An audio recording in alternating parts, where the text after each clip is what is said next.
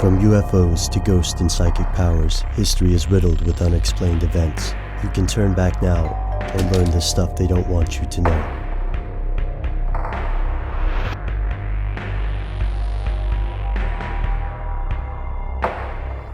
Here are the facts. In 1955, a man named Jim Jones founded a religious organization called the People's Temple. Originally based in Indiana, the cult eventually moved to California. On the surface, their motives seemed well-intentioned. Jones was heavily influenced by communism, and he supported social inclusiveness and racial integration. Yet the temple's actual operations were more sinister. Jones was making money hand over fist, and former church members alleged the organization was riddled with abuse. As these stories hit the news, Jones' sermons turned dark, paranoid, and apocalyptic. When Jones moved to the cult's rented land in Guyana, he encouraged his disciples to follow. Hundreds went. On November 18, 1978, over 900 members of the People's Temple voluntarily drank cyanide and died. At the landing strip in nearby Jonestown, Guyana, Congressman Leo Ryan of San Francisco was shot by Temple security guards as he, several journalists, and Temple defectors attempted to leave Guyana. He is the only congressman in history to have died in the line of duty. In the wake of this massive tragedy, the United States sought to understand exactly what had happened. How had one man convinced nearly 1,000 people to poison themselves? Why didn't the US government do something to stop it before it went too far? Here's where it gets crazy. Let's start with Jim Jones. He believed that the CIA was trying to dismantle the People's Temple, but since his death, the conspiracy world has been consumed with the possibility that he was a CIA agent working in the MKUltra program, a CIA mind control project.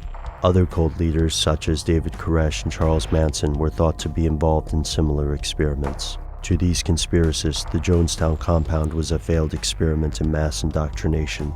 According to this theory, the inhabitants of Jonestown were murdered when the experiment went awry, and the anti-CIA Congressman Leo Ryan was only icing on the cake.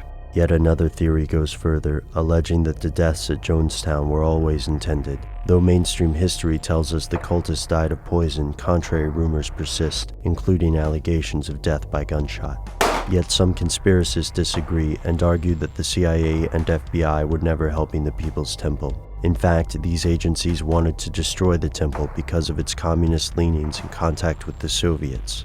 Despite their differences, these theories share some common traits. First, the discrepancy in the body count. Originally, the body count was over 400 people, but this gradually changed to more than 900 by the close of the investigation.